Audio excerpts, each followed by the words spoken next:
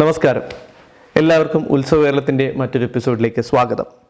നമ്മൾ പറഞ്ഞുകൊണ്ടിരുന്നത് കുന്നത്തൂർ രാമുവിൻ്റെ വിശേഷങ്ങളാണ് അല്ലേ. അപ്പോൾ കുന്നത്തൂർ രാമുവിനെ പറ്റിയുള്ള ആദ്യത്തെ എപ്പിസോഡ് നിങ്ങൾക്ക് എല്ലാവർക്കും ഇഷ്ടമായി എന്നറിഞ്ഞതിൽ വളരെ സന്തോഷമുണ്ട്. അവൻ്റെ വിശേഷങ്ങൾ അവിടെ കൊണ്ടൊന്നും തീരുന്നില്ല. അപ്പം നമുക്ക് ഈ ആഴ്ച നമുക്ക് അവൻ്റെ കൂടുതൽ വിശേഷങ്ങൾ ഷെയർ ചെയ്യാൻ വേണ്ടി അവൻ്റെ നാട്ടുകാർ നമ്മളോടൊപ്പം ഉണ്ട്. നമുക്ക് അവരോട് കൂടുതൽ വിശേഷങ്ങൾ ചോദിച്ചറിയാം. നിങ്ങൾക്ക് ഈ വീഡിയോ ഇഷ്ടപ്പെടുകയാണെങ്കിൽ തീർച്ചയായും ലൈക്ക് ചെയ്യുക, അതുപോലെ മറ്റുള്ളവരിലേക്ക് ഇത് ഷെയർ ചെയ്യുക. ഒപ്പം നിങ്ങളുടെ വിലയേറിയ അഭിപ്രായങ്ങൾ കമൻറ്റ് ബോക്സിൽ രേഖപ്പെടുത്തുക.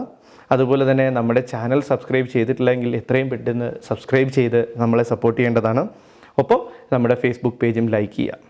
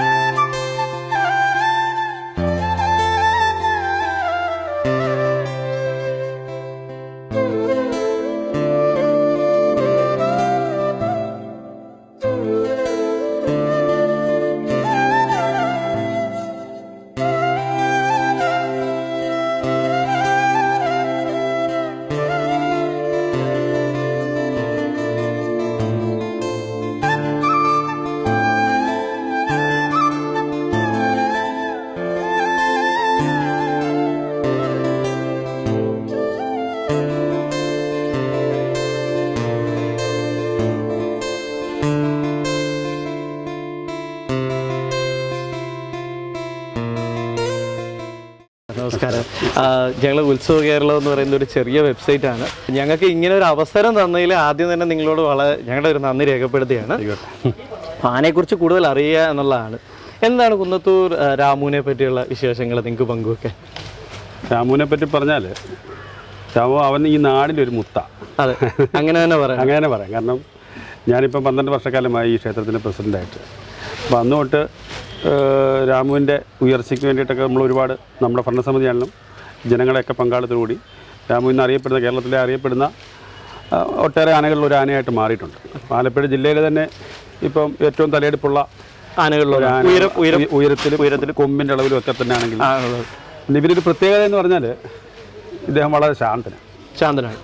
അതായത് മതപ്പാടിൽ പോലും എനിക്കാണെങ്കിലും ഭരണസമിതി അംഗങ്ങൾക്കാണെങ്കിലും ഇവിടുത്തെ ക്ഷേത്ര ജീവനക്കാർക്കൊക്കെ തന്നെ അവൻ്റെ അടുത്ത് പോകുന്നതിന് ഒരു ബുദ്ധിമുട്ടുമില്ല ഇതുവരെ.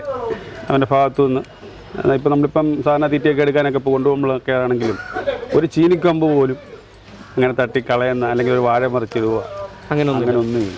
കാരണം അതാണ് അവൻ്റെ അവൻ അത്ര കെയറായിട്ടാണ്. ഇപ്പോൾ അവനെ ഇപ്പോൾ രാമൻ ഉത്സവങ്ങളിലും മറ്റേ എഴുന്നള്ളിപ്പിനെ കൊണ്ടുപോകാനായിട്ട് നമ്മൾ ക്ഷേത്രത്തിൻ്റെ വകയായിട്ട് തന്നെ ഒരു ലോറി മേടിച്ചിട്ടുണ്ട്. അത് അവൻ്റെ ആവശ്യങ്ങൾ മാത്രം ഉപയോഗിക്കുന്ന ഒരു ലോറിയാണ്. അപ്പോൾ അതിലൊക്കെ തന്നെ ആണെങ്കിലും അത് കയറുന്നതൊക്കെ വളരെ കെയറായിട്ടാണ്. ഇറങ്ങുന്നതൊക്കെ ആണെങ്കിലും ഒരിത്തിരി ശ്രദ്ധിച്ച് രാമു എല്ലാ കാര്യങ്ങളും നടക്കുന്നതാണെങ്കിലും വളരെ കെയറായിട്ടാണ്. ചാടിക്കയറി പെട്ടെന്ന് നടന്നു കയറി അങ്ങ് പോകുന്ന പ്രകൃതമൊന്നും അല്ല.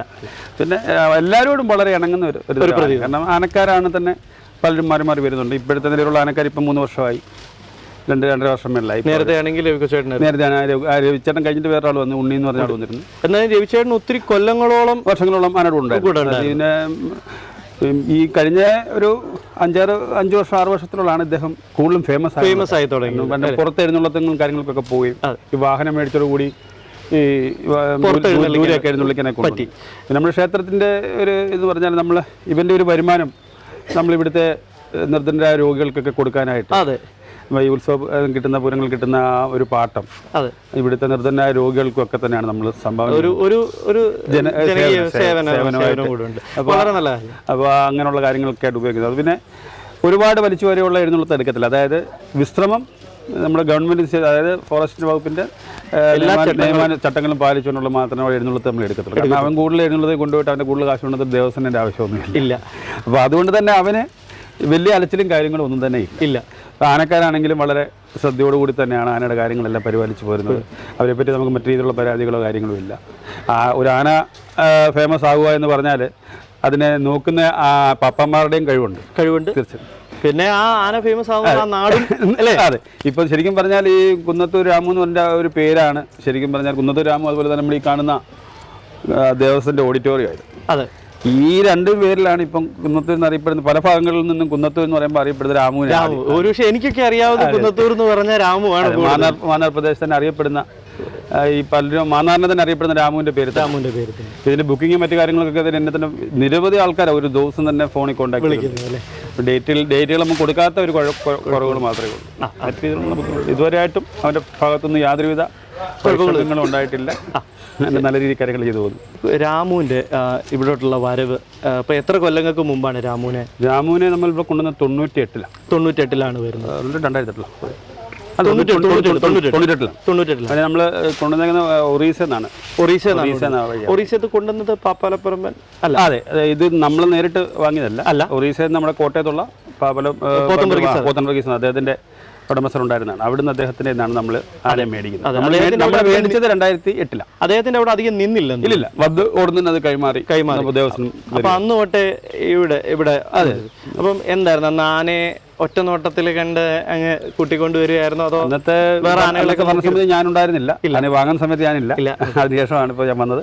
എങ്കിലും നമ്മൾ കേട്ടതെന്ന് പറഞ്ഞാൽ ഇവനെ നമ്മൾ കണ്ടപ്പോൾ തന്നെ പോയവർക്ക് ഇഷ്ടപ്പെടുകയും വിലഭാഗം തന്നെ അന്നേരം തന്നെ പറഞ്ഞ ആ ഒരു വിലയ്ക്ക് അന്നേരം തന്നെ വാങ്ങുകയുണ്ട്. നേരത്തെ ഇരുന്ന ആന എന്നെ കൊടുത്തു കഴിഞ്ഞപ്പോഴാണ് മേടിച്ചത്. അപ്പൊ അന്ന് തൊട്ട് ഒരുപക്ഷെ രാമുവിനെ പറ്റി പറയാം, നമ്മൾ ഈ നാട്ടുകാർ കുന്നത്തൂർക്കാരനാണ് അല്ലേ എന്ന് വേണേ നമുക്ക് പറയാം. ആന എന്നതിൽ ഇവർക്ക് എല്ലാവർക്കും നാട്ടുകാർക്കും. അവനെ കോട്ടയത്ത് വന്നെങ്കിലും അവിടെ അതിൽ നിന്നില്ലല്ലോ. കോട്ടയത്ത് നിന്നില്ല. അപ്പോൾ കോട്ടയത്തിന്റെ എന്ന് പറയാൻ പറ്റത്തില്ല. അത് നമ്മുടെ മാന്നാറിന്റെ ആലപ്പുഴ ജില്ലയിലെ മാന്നാറിന്റെ കുട്ടമ്പേരിന്റെ സ്വത്തായിട്ട്. അപ്പൊ ഇവിടെ വന്നതിന് ശേഷമാണ് ഇവന്റെ ചട്ടങ്ങളും എല്ലാം ഉറച്ചത്? അതോ? അതെ. ഇവിടെ അമ്പലത്തിൽ വന്നതിന് ശേഷമാണ്. അതുകൊണ്ടായിരിക്കും ഒരു പ്രത്യേക അടുപ്പ് അല്ലേ? കാരണം ഭാഷയുടെ വ്യത്യാസങ്ങളും കാര്യങ്ങളൊക്കെ ഉണ്ടാവും. അതുകൊണ്ടാണ് ഞാൻ ചോദിച്ചത്. പിന്നെ നമ്മളിപ്പം ആരോഗ്യപരമായ നിങ്ങൾ എന്തെല്ലാം ഇതാണ് നമ്മൾ ശ്രദ്ധിക്കുന്നത്? ഇപ്പം ഒരുപാട് പ്രശ്നങ്ങളുണ്ട് ആനകൾക്ക്, അസുഖങ്ങൾ, ഹൃദ്രോഗങ്ങൾ, പാദരോഗങ്ങൾ പലതും വരുന്നുണ്ട്. അപ്പം എന്തൊക്കെയാണ് നമ്മൾ ശ്രദ്ധിക്കുന്നത്? നമ്മളിവിടെ വെറ്റിനറി ഡോക്ടർ, ഇപ്പോൾ ഫോറസ്റ്റിന് തന്നെ ഡോക്ടർ ശശീന്ദ്രദേവ് ഉണ്ട്. അതുപോലെ തന്നെ നമ്മുടെ വെറ്റിനറി ഡോക്ടർ ഗിരീഷ് എന്ന് പറഞ്ഞു പറവൂരുള്ള അദ്ദേഹം വരുന്നുണ്ട്. നേരത്തെ ഉണ്ണികൃഷ്ണൻ ഡോക്ടറായിരുന്നു. അദ്ദേഹം വളരെ ചങ്ങനാശ്ശേരിയുള്ള അദ്ദേഹം നമ്മളെപ്പം വിളിച്ചാലും ഇവിടെ വരികയും പിന്നെ എഴുന്നള്ള സ്ഥലങ്ങളിലാണെങ്കിലും അവനെ പരിശോധിക്കുകയും മറ്റു കാര്യങ്ങൾ. പിന്നെ നമ്മൾ വെറ്റിനറി കോളേജിൽ കൊണ്ട് അവരുടെ ബ്ലഡും മറ്റു കാര്യങ്ങളൊക്കെ ഈ പറഞ്ഞ പോലെ ഹാർട്ടിൻ്റെ ഡിസീസൊക്കെ ചെക്ക് ചെയ്തിട്ടുണ്ട്. കാരണം നമ്മൾ തൃശ്ശൂരൊക്കെ പരിപാടിക്ക് പോകുമ്പോൾ അവിടുത്തെ ഈ പറഞ്ഞ ഡോക്ടർ രാജീവിൻ്റെ നേതൃത്വത്തിൽ അദ്ദേഹത്തിനെ സമീപിച്ച് അദ്ദേഹത്തിന് അവിടെ വെറ്റിനറി കോളേജിൽ കൊണ്ട് അതിനെ എല്ലാം പരിശോധിച്ചിട്ടുള്ള. പിന്നെ യഥാസമയത്ത് ഫോറസ്റ്റ് ഉദ്യോഗസ്ഥരും അതുപോലെ വെറ്റിനറി ഡോക്ടർമാരും ഇവിടെ വന്ന് ആനയുടെ കാര്യങ്ങളൊക്കെ തന്നെ നിർദ്ദേശങ്ങൾ തരുകയും നമുക്ക് നിർദ്ദേശം തരുകയും നമ്മളത് പാലിച്ചും പോകുന്നുണ്ട്. കർശനമായിട്ട് നമ്മൾ പാലിച്ചും പോകുന്നുണ്ട്. അവർ കർശനമായ നിർദ്ദേശങ്ങൾ നമുക്ക് തന്നിട്ടുള്ള നിർദ്ദേശങ്ങളിലൊക്കെ തന്നെ പാലിച്ചും പോയിട്ടുണ്ട്. അപ്പോൾ അതുകൊണ്ട് തന്നെ എനിക്ക് മറ്റ് രോഗങ്ങളും കാര്യങ്ങളൊന്നും ഒന്നും കുഴപ്പമില്ല. ഇപ്പം നമ്മളിപ്പോൾ ദൂരോട്ടുള്ള പൂരങ്ങൾക്ക് പോകുമ്പോൾ എന്തെങ്കിലും പ്രത്യേകം ചില നിർദ്ദേശങ്ങൾ കമ്മിറ്റിക്കാർക്ക് നിങ്ങൾ കൊടുക്കാറുണ്ടോ? അവിടുത്തെ കമ്മിറ്റിക്കാർ നമ്മൾ ഈ ബുക്കിംഗ് എടുത്ത് നമ്മൾ ആദ്യം ചെയ്ത് ചിലതിൻ്റെ ഫിറ്റ്നസ് സർട്ടിഫിക്കറ്റ് മേടിക്കുന്നുള്ളൂ. അപ്പോൾ അവരുടെ ഭാഗത്തുനിന്നും അവിടെ അവർ ഉത്സവ പറമ്പുകളിലുള്ള വേണ്ട കാര്യങ്ങളെല്ലാം ചെയ്യണം. അപ്പോൾ ആ പേപ്പേഴ്സ് എല്ലാം ക്ലിയർ ആണോ എന്ന് നമ്മൾ വെരിഫൈ ചെയ്തതിനു ശേഷമാണ് അങ്ങോട്ട് നമ്മൾ ആനയെ വിടുന്നത്. പിന്നെ നമ്മൾ ഇൻഷുറൻസ് മറ്റു കാര്യങ്ങളൊക്കെ അവിടെ ഉണ്ടാവണം. പിന്നെ അത് മാത്രമല്ല നമുക്ക് അവിടെ ചെന്ന് ഇത്ര പട്ട അല്ലെങ്കിൽ ഭക്ഷണം വേണം, അതിനുള്ള നിർദ്ദേശങ്ങൾ നമ്മൾ കൊടുക്കാറുണ്ട് അല്ലേ? അതെ. സമയക്രമം പാലിക്കുന്നതും തീർച്ചയായിട്ടും. എഴുന്നള്ളത്തിന് ഉച്ച സമയങ്ങളിലൊന്നും എഴുന്നേൽക്കാൻ പറ്റില്ല. അപ്പം ഈ പ്രദേശം വൈകിട്ടൊക്കെയാണ് ചിലപ്പോൾ ഒരു 2 മണിക്കൂർ താമസിച്ചിരിക്കും. എങ്കിലും പൂജകളുടെ ചിട്ടകളിലെ അനുസരിച്ച് രാത്രികാലങ്ങളാണെങ്കിൽ അത് നോക്കാറില്ല. ഉത്സവത്തിന് ചെറിയ വ്യത്യാസമൊക്കെ വരും. പക്ഷേ ഈ പ്രകാരം പകലുള്ള എഴുന്നള്ളിപ്പോ അല്ലെങ്കിൽ പകലുള്ള യാത്രകളൊക്കെ നമ്മൾ കർശനമായിട്ട് തന്നെ നിരോധിച്ചിട്ടുണ്ട് അല്ലേ? കൂടുതലും ചിട്ടവട്ടങ്ങളോടുകൂടി തന്നെയാണ് പോകുന്നത്. വളരെ ഉപകാരം ചേട്ടാ, ഇത്രയും നേരം ഞങ്ങളോടുകൂടി സഹകരിച്ചതിന് ആശംസകൾ. ശരി, താങ്ക്സ്.